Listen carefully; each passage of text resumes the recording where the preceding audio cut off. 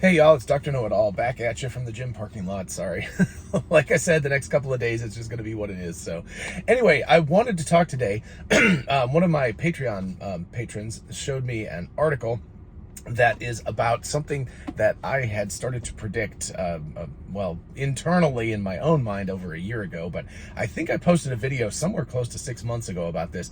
Or it may not be quite that long ago, but anyway, the idea that I had was that what we saw was Tesla started at very high margin vehicles. They started with the Roadster, right? The Roadster was a toy car. I mean, even Elon says that. It had relatively limited range. It was very expensive. It was for people who had a bunch of other cars and they could afford to purchase just a car to have fun with. And so they did that, and they used the profits from making the Roadster to make the Model S and then the Model X, which are still rather expensive vehicles, but much more mainstream, right? You could drive those cars as your only vehicle if you only had one vehicle. Now, again, people who are paying over $100,000 or ish for a car are probably going to have multiple vehicles, but whatever. You know, the Model S and X are sedan and SUV that you can use for everything. They're very wide-ranging cars. They're extremely awesome cars. You know, I would love to have, I would love to have a Model X. That's the only car I would actually consider replacing this Model Y with. But anyway, the idea was they started at the top, they moved down to a segment that was profitable still, but more mass market. And then obviously the Model 3 and Model Y are much more mass market. You know, Elon was just saying recently, he believes the Model S and Model X together are going to top out at somewhere around 100,000 vehicles per year demand, right? So that's the max in the globe. It's still a lot of cars, but he thinks that the Model Y and the Model Y and Model 3 are going to top out somewhere around 3 to 4 million vehicles per year. So you're looking at, you know, an order of magnitude more vehicles because they cost less. And of course, the fabled $25,000 car, which would never come in at $25,000 anymore with all the cost of goods going up and everything, but let's say $30,000 car. If a car gets released that's an electric vehicle, that's a Tesla, for that kind of price, it will sell gangbusters, like 10 million vehicles. So at least a factor of, I mean, heck, that's probably limited by production. Probably if they could make 20 million of those vehicles like that, they would sell that many vehicles. But anyway, as demand goes down linearly, as price goes down linearly, demand goes up exponentially. That's basically the idea. But anyway, that was always Tesla's goal, was to kind of march through all of that stuff. Again, I've pointed out that I believe that the $30,000 Tesla is unlikely to be released because to purchase. It's very likely to be released, but I don't think it's going to be that inexpensive a car. I think it's going to be more. It doesn't matter how much it costs to build it because they're primarily going to release it as a robo-taxi. So it will be something that's just designed to be not particularly fast, maybe not the most beautiful car in the world, but it's a taxi, right? So the idea is that it will be very, very cost efficient to operate for a long period of time. Single motor as opposed to dual motor.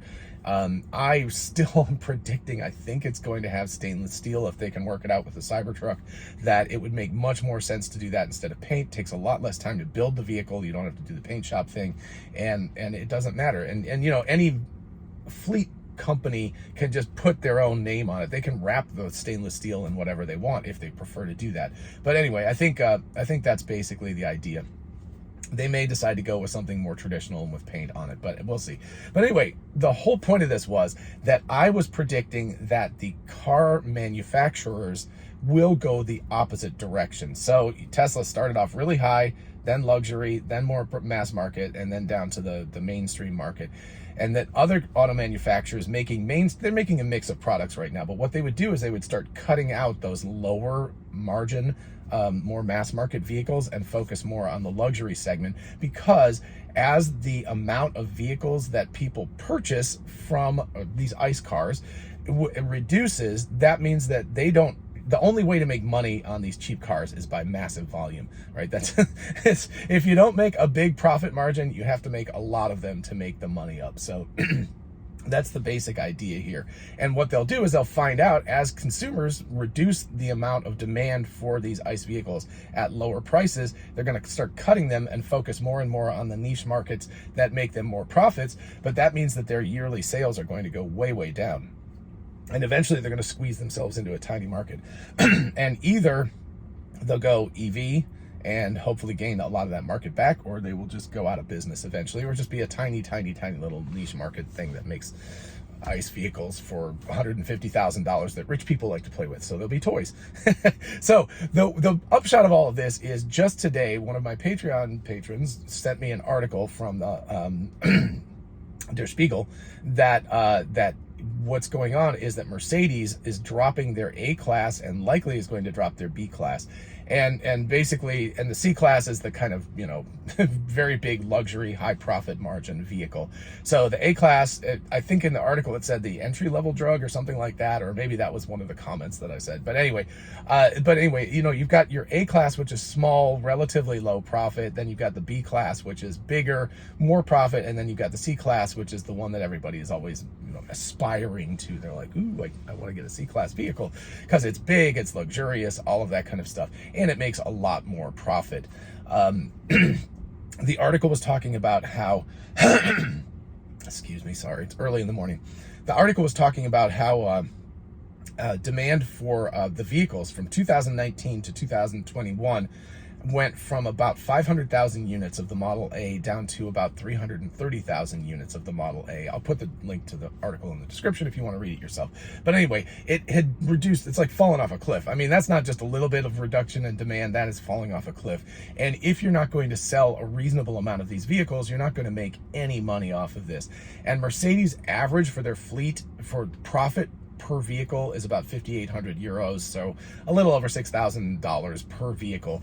That's not that much when you consider that this is Mercedes. They're a relatively low volume vehicle production.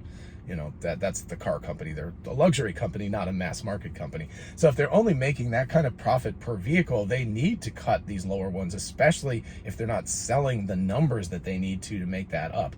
Porsche, on the other hand, I think it said $17,600 dollars or euros per vehicle. So you know, a substantial amount more money that they're making per vehicle. So they're working better in the luxury market.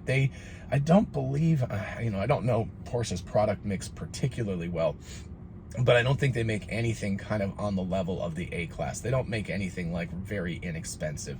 So obviously they can maintain these higher margins. So a lot of people are saying that this is a good move on Mercedes' part, you know, cut the cheap ones, move to where the profit center is and do that. But the problem is that it's a tacit admission that they can't compete in that area anymore.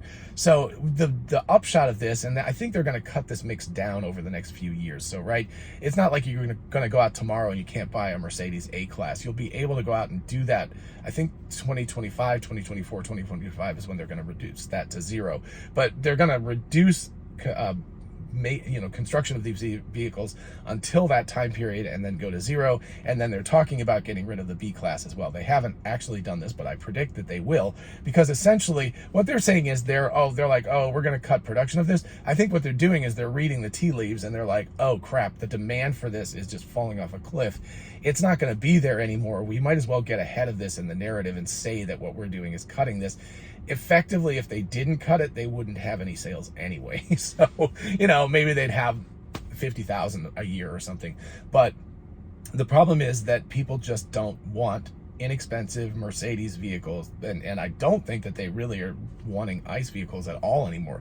The public at large is starting to realize that electric vehicles are the way to go, and you're seeing this demand start to reduce. And what you're seeing is exactly what I and several other people have predicted, which is that these car companies that make more mass market vehicles are going to cut those out of their mix and focus more on the high profit, you know, low volume vehicles. So again, like I said, exact opposite of Tesla, you know, really high niche market, high margin. Well, they didn't make that much money, but a high priced toy car, then more mainstream, but still very luxury, then more mainstream, and then eventually very, very mainstream, but that'll probably be robo-taxi. The other car companies they've got mixes, but they're going to cut these mixes out, and so they're going to end up in just these little niche markets, or they're going to make the transition to electric vehicles successfully, which is going to be tough, and they will then be able to compete in this. So it's going to be an interesting, bumpy ride for these companies. You could argue this is positive news for Mercedes, but they're moving to electric vehicles, but very, very slowly. They're kind of stodgy and not making the progress that they need to be making. So you know, it's probably good that they're getting rid of these mix of vehicles, but at the same time, I don't know if they'll be able to make the transition fast enough. I hope they do. I mean, I think Mercedes it's a very long and storied company. It's been around for gosh, I mean, it was like the first cars, right? You know, it's been around since cars. So it would be nice if they could survive, but again, I don't know. Gosh, this always does this when I'm just about to finish. It's because I always do like 11 or 12-minute videos. Anyway, it would be nice if they could survive. I just don't know if it's going to be enough to make that happen. So anyway, I would love to know what your thoughts are about this, and if you've seen other car companies begin to tacitly admit this by starting to cut out lower volume or lower margin, higher volume vehicles. I know that in the United States, for the most part, small sedans, oh gosh, I mean, a Toyota Corolla, I just happen to be looking at somebody who's driving one of those. You know, there are some of these vehicles that are rather popular that are lower margin, higher volume vehicles, but it does seem like a lot of car companies are starting to cut those out of the mix anyway, because they're just not profitable enough. It's not good for people who can't afford more expensive cars, for sure, but I think that's kind of the way things are going in general, and it's going to accelerate very rapidly as demand for internal combustion engine vehicles or ICE vehicles continues to fall off a cliff. It's already starting to happen. The consequences are beginning to expand and ripple out to things, and I think Mercedes and potentially BMW and other high-end luxury vehicle manufacturers are leading indicators of what's likely to happen with all this. So anyway, good luck to all these companies, but man, you guys better start dancing really fast, because the music is like musical chairs, and they're removing the musical chairs for the ICE vehicles, and if you don't dance real fast and find a spot and start working on EVs, you're going to be out of it really, really quickly. So we'll see what happens. Anyway, in the meantime, everybody have a lovely Monday, and I will see you all in the next one. Bye-bye.